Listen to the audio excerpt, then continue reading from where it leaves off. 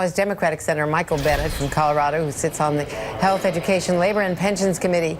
Senator, good to see you. Have you seen the bill? No, I have not seen the bill. Have you seen the bill? I have not seen the bill. Neither of my colleagues, and neither of your colleagues, and neither of some of the Republicans who are supposedly working on it. You saw Mike Lee's Facebook post. Neither has a single person in the state of Colorado or in any of the other states that would be affected by this legislation. So, seen the bill. Do they have the votes to push this through? I don't think they have the votes today to push it through. I think it's imperative for the American people to let their members of Congress know, first of all, that they don't support a secret process like this, and second, that they're skeptical that the bill that is being generated by the Republicans is actually going to solve any of the problems that the country faces. In fact, I would say about the House bill that if I set out to write a bill less responsive to the critics of Obamacare in Colorado, to say nothing of the supporters, the critics of Obamacare, I couldn't write a bill less responsive than the House bill, and I imagine that's going to be the case of the Senate bill as well. The other issue here is what's happening to Obamacare and whether the White House is trying to sabotage Obamacare by missing deadlines where insurance companies have to decide whether to re-up. What are you hearing around the country? I think it's very clear that that's what's happening. This is not a strategy that started with this president. The Republicans in Congress defunded what were called the risk corridors, which allowed insurance companies to lay off their risk on each other depending on what happened in the actual markets. And that resulted in a nonprofit co-op in Colorado going bankrupt. That happened all over the country. And then what happened was the Republicans said, see, Obamacare has failed. But it was the critics of Obamacare that had screwed it up. And that's what's happening now with the insurance markets as well. You're hearing the insurers say that with this level of uncertainty about what we're going to be doing going forward, that they can't participate in these markets.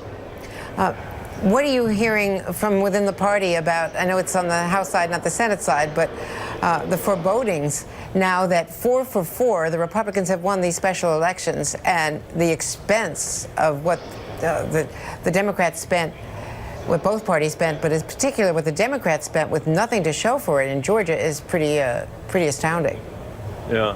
I'm not sure what our party is saying about it. I will say that the election of Donald Trump itself should have been enough to kick the Democratic Party into gear and say, we need to do a profound re-examination of what our offer is to the American people. I think that we've been without an economic message that's resonated certainly in the Rocky Mountain states for a long time, and I think we saw that in the election of Donald Trump.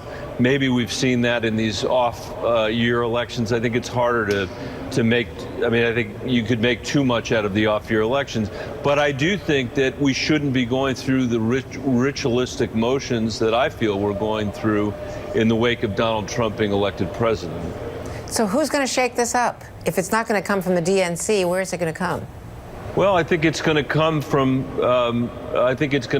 a combination of the grassroots in the Democratic Party and leadership that's actually responsive. When you read an article like we saw last week that says that if you make the minimum wage in America, there is literally not a county in the country where you can afford to rent a 2-bedroom apartment, or if you asked about a 1-bedroom apartment, you learn that only 12 counties in America can you rent an apartment.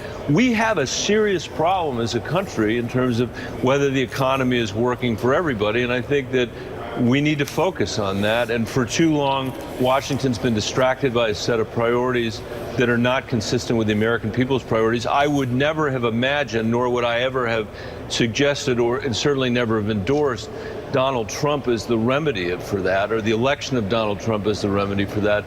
But I understand it, and we've got to find a way to come to grips with it. Senator Bennet, thank you very much. And